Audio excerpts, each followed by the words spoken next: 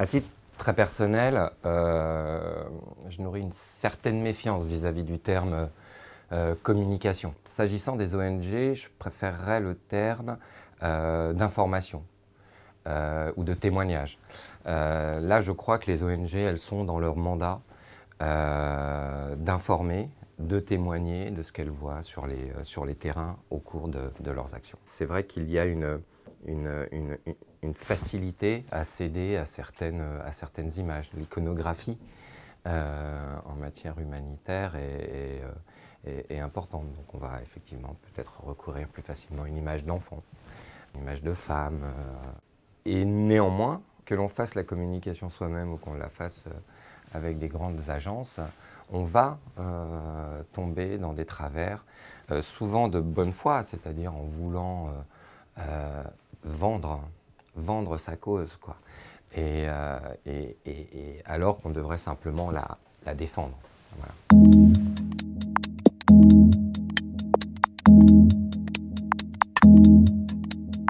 Les ONG ne sont pas devenues des entreprises comme les autres, loin de là. Je crois que les entreprises, je crois que le discours actuel, notamment celui tenu par les entreprises, les fondations d'entreprises, consiste à dire les ONG sont des entreprises comme les autres. Donc si elles sont des entreprises comme les autres, nous, entreprises ou fondations d'entreprises, on peut s'impliquer dans l'humanitaire, utiliser finalement, capter le label humanitaire de plus en plus. Donc je crois qu'il y a un travail sur la rhétorique, sur les termes qui sont utilisés.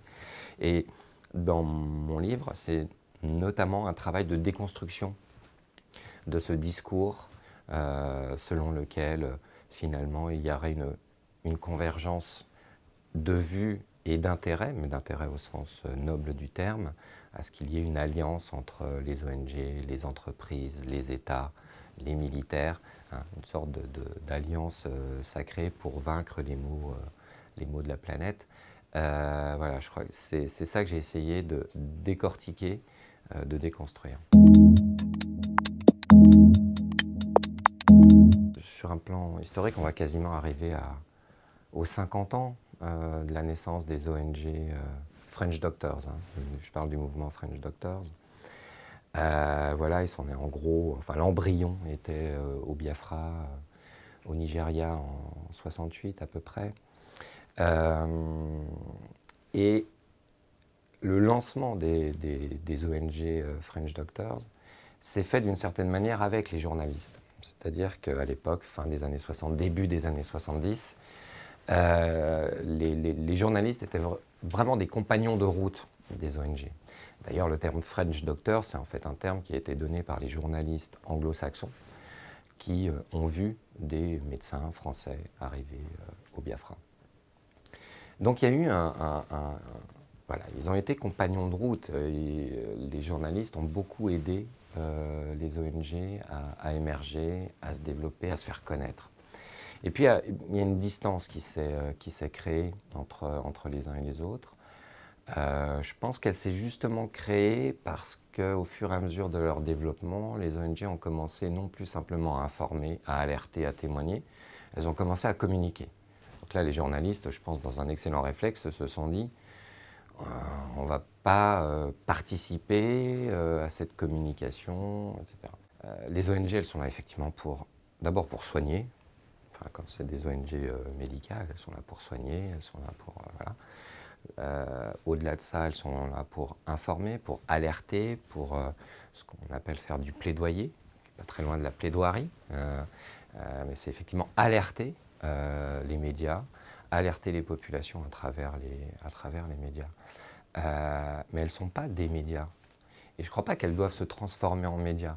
C'est-à-dire que pour moi, une ONG est une apporteuse d'informations. Elle apporte une information. Et puis les médias, les journalistes font leur travail on prend cette information, on la vérifie, voilà, on la met en balance avec d'autres informations que l'on a, et c'est une information parmi d'autres. Moi, ce que j'observe, c'est que effectivement, les journalistes connaissent très mal les ONG, ne rentrent pas dans la complexité de l'action humanitaire aujourd'hui, qui est beaucoup plus complexe qu'il y a 40 ans. Et finalement, trop souvent, les journalistes vont être amenés à relayer un petit peu ce humanitarian bashing qu'il peut y avoir, c'est-à-dire ce que disait un grand reporter comme Philippe Rochaud, que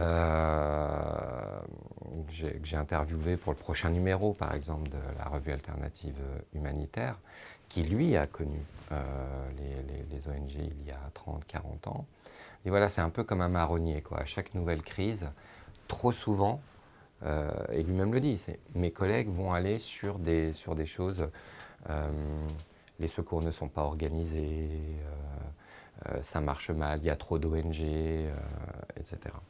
Donc il y a une sorte de complaisance comme ça vis-à-vis d'un discours. Et voilà. Donc, et ça ne veut pas dire, encore une fois, qu'il n'y a pas de critique à avoir à porter sur les ONG. Mais recréer ce lien pour davantage expliquer la difficulté et des humanitaires et la complexité des contextes dans lesquels ils interviennent. Alors comment? Très simplement, moi il me semble que les ONG devraient venir ou revenir dans les écoles de journalisme, expliquer ce qu'elles font, qui elles sont. Voilà, recréer ce lien, pour moi, ça passerait par là, sachant que je suis persuadé qu'à la manière d'un Pascal Boniface qui peut expliquer la géopolitique en utilisant le football, je pense qu'on peut quasiment faire une géopolitique mondiale à travers l'action humanitaire. L'action humanitaire est un excellent révélateur, explicateur de la géopolitique mondiale.